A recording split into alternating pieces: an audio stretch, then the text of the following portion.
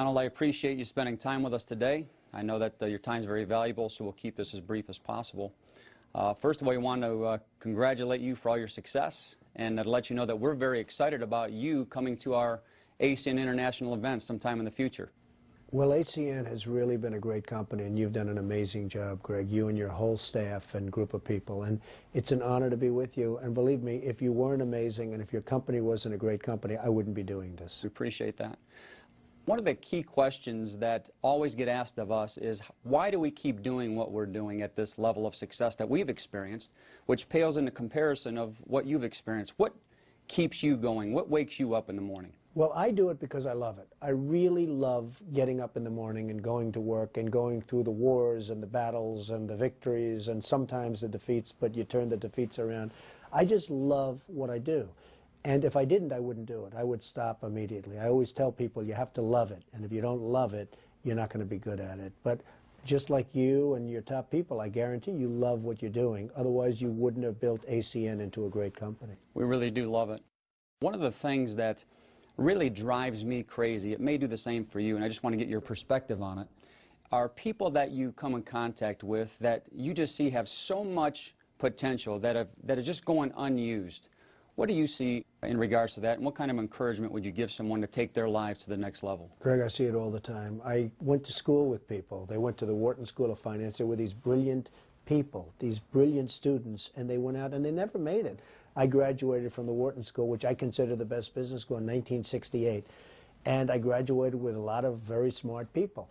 And some of them have really made it big, as you can imagine, and some of them have not made it at all. And I look at the different people, and the ones that made it weren't necessarily the smartest, and they weren't necessarily the best, but they had a quality where they just really never quit or never gave up. And you used the word perseverance, and you asked me to talk about perseverance a little bit, but it's the same thing. I mean, it's called not quitting.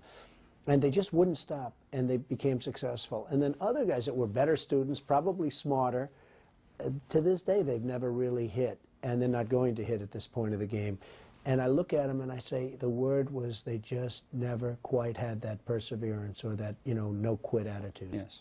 Would you agree that in order to be successful, that one would have to separate themselves from the mentality of the masses, if you will, that you have to start thinking at a higher level? To be successful, you have to have a lot of different ingredients, to be honest. Look, number one, sadly, you have to be born with a good brain. If you don't have that, it's not going to be, but the people you deal with have. But you have to be able to separate yourself. The fact is, you need to separate yourself from the pack. I mean, the pack is the pack for a reason. That's why they're in the pack. Absolutely. It's a terrible expression. And there's nothing wrong with it. I mean, they can be happier than you and I, perhaps, okay? But the fact is, you have to be able to separate yourself from the pack. Yes. One of my favorite sayings is that you cannot be 99% committed to something or anything and have it work. You have to be totally sold out, totally committed, totally excited about what you're doing. Is that the same feeling you have in business as well? Well, it is, and I think with one little caveat, Greg, you have to be able to make that little detour every once in a while because, I've known people that are 100% committed to an idea and a concept, and if new technological advances come along, ACN comes in with something else or whatever it might have, you have to be able to sort of flow with that current and go with it. You can't just say, gee whiz. I mean, I've known people that were 100% dedicated and committed to a concept. When they had to make the change in course, they weren't able to make it. So the 100% dedication is absolutely imperative, but you still need a certain flexibility to go. The boxers have an expression, you have to go with the punches. And there are a lot of punches in what you and I do, and you have to be able to do that. Absolutely. How about belief in what you're doing? Where you go to the marketplace and maybe you have that little ounce of doubt because you don't know whether or not you can be a success. There's something inside of you that's been holding you back. How would you get somebody to close that gap where their possibilities are endless for those people? What would you communicate to them? Well, I like what you said, and I haven't heard it that way so much, the word belief. And usually when I hear belief, I hear it in terms of religion, and that's also great. But the word belief in what you do is very, very important. I think two words, love and belief. You have to love it and you have to believe in it. Yes. And if you can put those two words together, you're going to be successful. How about persistence? It's one of the great words. And we're talking about great words. Maybe for some things it's not such a great word, but if you're talking about success, You can never quit. You have to be persistent. You just have to go. And, you know, there's a story that my father told, and he thought it was a great, funny story. I didn't. And it was about a man who wanted to start a cola company. And he started it, and he called it 3-Up. And you know where this is going. Yeah. And then he failed. He went bankrupt. He went out of business. He said, I'm not giving up. And he called it 4-Up. And then he called it 5-Up. And then he failed again, and he called it 6-Up. And ultimately, he said, I quit. I give up. And you know what? If he wouldn't have quit, he would have had 7-Up. You have to be persistent. You just can't quit. All the time we tell our leadership within ACN to never show doubt, fear, worry, or hurt. That the leader is the consummate person that people will always look towards for direction, guidance, and just general instruction on where they need to go. How important to you is the concept of showing confidence to everybody else that's in your organization? Well, you have to show confidence, but you also have to believe in it yourself. You can't just think you're showing confidence if you're not confident. But I give the example sometimes with the word confidence, because it's very important toward leadership, of the lion tamer. You'll have this little guy go into a big cage with this big, monstrous, 1,000-pound animal that could rip him apart in 10 seconds. Yes. And he'll walk in and he'll start, get back, and the lion's almost like afraid. Now, I could send one of my big bodyguards in there with big, strong muscles that can rip most humans apart in a fight very easily. And he'll walk in like this, and the lion will see it, and that guy is over. It's over for that guy. So sometimes you have fear of things, and there's nothing wrong with that, but try not to show it. Because if you show it, guess what? Your people that you're leading are also going to be showing it, and that's not good. You know, managing the mental roller coaster is huge. You know, every day we have peaks, we have valleys, we have a lot of different experiences that we have. And what we found are the people that reach the top, it's very easy for them to remain excited and positive, but how do you get them from when they're at rock bottom to get looking at that mountaintop again, to help them to be successful and to keep striving for success? Well, that's where the perseverance comes in. That's where you really need the perseverance. You know, it's easy to be persistent and not quit when you're winning. But where you really have to go and have that attitude is when you're, look, I had a very terrible period in the early 1990s. The real estate markets collapsed. The world was coming to an end. It was like terrible. It was a depression. It wasn't, they talk about the recession. It was a depression in certain businesses, especially in the real estate business. I have a lot of friends. They went bankrupt. You'll never hear from them again. They went out of business. I went back to work. I didn't quit. I mean, perhaps beyond my brain, I didn't quit. And I worked really hard. I never worked harder, even when I was building the business. And today, my business is bigger and stronger and much more powerful than it ever was in the 1980s. And it was really the word perseverance. You're going to have some bad times. I don't care who you are and what you're doing, you're going to have down times. And that's where the word perseverance or not quitting comes in. You know, we talked about the masses. I'm sure that you've seen it in the many years that you've been in business, that there's very few people that could ever draw that necessary line where they tell themselves they are never going to go back, they're always going to push forward no matter what adversity that they come against. Why do you feel that the majority of people are reluctant to draw that necessary line in the sand to never have an opportunity to go back?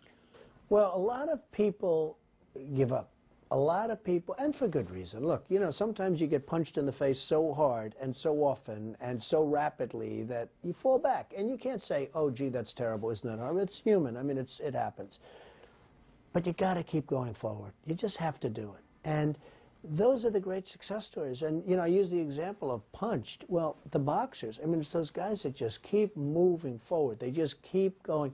They won't let anything stop. Those are the ones that become the champion, not the one that, oh, gee, he gets hit and he goes down and that's the end of his career. You just can't give up. Persistence really is a big thing, and I know we talked a number of times during our conversation during the course of the day. One of my favorite sayings is that the yeses will build your business and the no's will build you. And if you can go through enough no's, there's a great chance that you'll win. Just like, a successful baseball hitter, will strike out maybe 7 out of 10 times, but they get paid millions of dollars for doing that. What is your take on people being able to go through where normally people would just back off? How does someone continue to go through those necessary numbers? It's a very interesting question and statement, Greg, because it's really more of a statement than anything else. no's can be better for you than yeses, because when you keep getting rejected, when you keep hearing the no, you have to learn that there's a reason for no. What is it? Now, why are they saying no to me? Why is it that they keep saying no?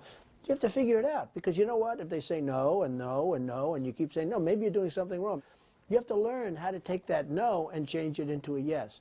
So oftentimes it's those no's that can make a life a lot better than those yeses.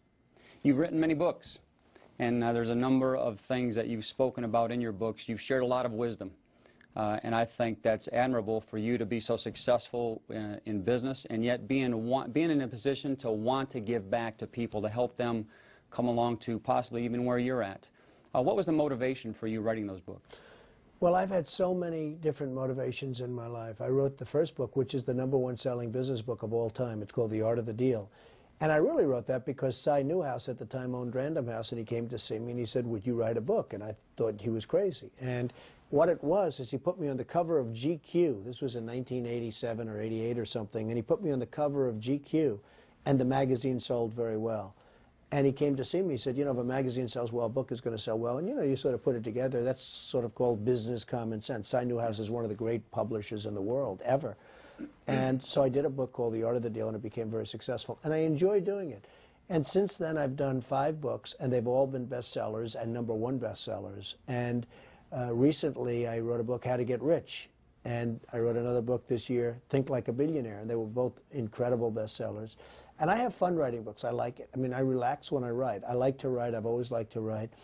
But the other motivation is that I like teaching people what I've learned. And a lot of what I've learned, we've just been discussing. I mean, you have to love what you do. You can never give up. There's so many different things. Stay out of the pack. Hey, if you want a nice, easy, okay life, you can be in the pack, and you can live well, and you get your paycheck every week, and I think it's fine. But if you really want to do something, you do have to get out of the pack. So all of these things are discussed in my books, and that's why they've sold so well. Excellent. We're excited about what's happened with ACN, and yet we believe that this is the very beginning for all of us. Being in business for 13 years, going into our 14th year of opportunity, just being in the very beginning with digital phone service or VoIP and all the technological breakthroughs that are ahead of us, we're finding ourselves right in the very center of all the things that are going on worldwide with deregulation, and we feel that we're just doing the right thing the right way. If there were 1 or 2 or 3 points that you could tell us or tell the ACN family of what they need to do in order to go from where they're at right now, whatever stage they're at, whether they're a beginner, whether they've been here for a while, or whether they're one of our top leaders, what are some of those key points that you would tell them in order to take their businesses to the next level? Well, first of all, I'd say stay at ACN. You know, I am asked to do this, what you're doing with me, many, many times, and I turn down many, many different proposals because, for one reason, I don't have the time, but for another reason, I don't like the company. And we do a lot of research on companies before we agreed to do something like I'm doing for you, and ACN's a great company. I would say knowledge is so important, especially when you're dealing in high-tech kind of things like you do. You know, in my business, it's real estate. If I get the good location, if I get this, if I get that, certain things sort of work. With ACN, it's really knowledge. And one of the beauties with ACN that I've been able to determine after some research is that you guys have stayed ahead of the pack. You've stayed ahead of them from a technological standpoint, from a knowledge standpoint.